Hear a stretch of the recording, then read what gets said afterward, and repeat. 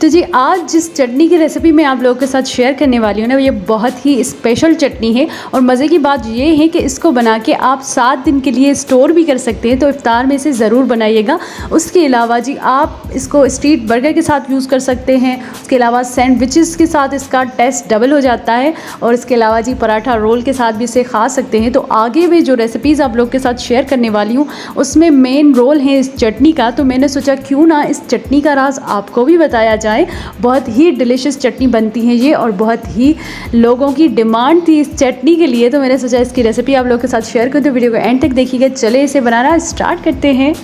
बिस्मिल्लाहिर्रहमानिर्रहीम। तो यहाँ पर जी हम ब्लेंडर मशीन में 2 कप योगर्ट ऐड करेंगे, दही। और ये ख़ास ख्याल रखना है आपको कि दही आपकी खट्टी ना हो और मलाई वाली दही हो। 2 teaspoon chilli sauce, 2 teaspoon soya sauce, 2 tablespoon mayonnaise add करेंगे हम इसमें।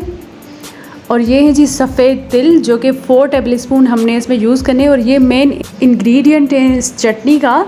और उसके साथ जी हम इसमें 3 से 4 ड्राई चिलीज़ ऐड करेंगे इसको स्पाइसी बनाने के लिए।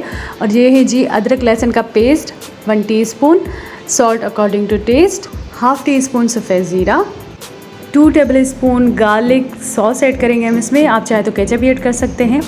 उसके बाद जी हम इसको करेंगे अच्छे तरीके से ग्राइंड।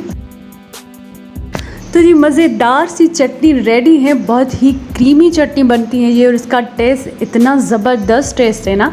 और इसको आप किसी भी फास्ट फूड के साथ खा सकते हैं, स्ट्रीट फूड के साथ खा सकते हैं। बहुत ही यमी और बहुत ही मज़े की चटनी बनती है। इसको आपने एक दफ़ा ज़रूर ट्राई करना है।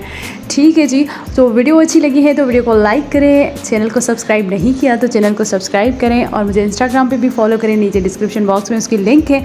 मिलते हैं नेक्स्ट वीडियो के साथ, नेक्स्ट रेसिपी के साथ। अपनी दुआओं में याद रखिएगा। अल्लाह हाफिज़।